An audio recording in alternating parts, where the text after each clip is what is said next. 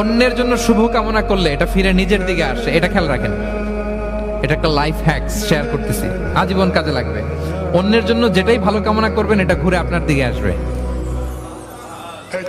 অনেকে বলে হুজুর ওর জন্য দোয়া করে আমার কি লাভ? নিজের জন্য আল্লাহ আমারে মাফ করে দাও, আল্লাহ আমারে সমৃদ্ধি দাও, আল্লাহ আমার বেতন বাড়াও, আল্লাহ আমার ব্যবসায় বরকত দাও, আল্লাহ আমার ছেলেরা হাফেজ বানাও, আল্লাহ আমার বউ, আল্লাহ আমার মেয়ে, আল্লাহ আমার আমার আমার সব আমার ভালো আপনি চাচ্ছেন নিজের জন্য, অন্যদের জন্যও চান।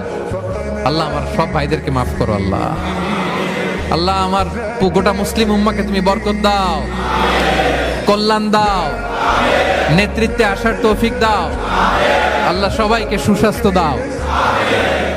এটা ফিরে আপনার দিকে আসবে। অন্যের জন্য শুভকামনা বহুগুণ বৃদ্ধি হয়ে নিজের দিকে রিটার্ন করে। বিষ্ণু সাল্লাল্লাহু এটাই বলেছেন, মা মিন আবদিন মুসলিমিন ইয়াদউ লিআখিহি বিযাহরিল গায়বি ইল্লা ক্বালা লাহুল মালাকু ওয়া লাকা বিমিসলিন। কেউ যদি তার ভাইয়ের অনুপস্থিতি তার ভাইয়ের জন্য দোয়া করে, ফেরেশতারা ওই দোয়াটা তার জন্য আগে আগে করে। তাহলে অন্যের জন্য শুভকামনা করলে, দোয়া করলে লাভ না লস? ধরেন আমি মোশাররফ ভাইয়ের জন্য দোয়া করলাম যে আল্লাহ মোশাররফ ভাইকে তুমি সুস্থ করে দাও, তখন ফেরেশতারা বলে আল্লাহ যিনি দোয়া করতেছে তার যদি কোনো রোগ বালাই থাকে আগে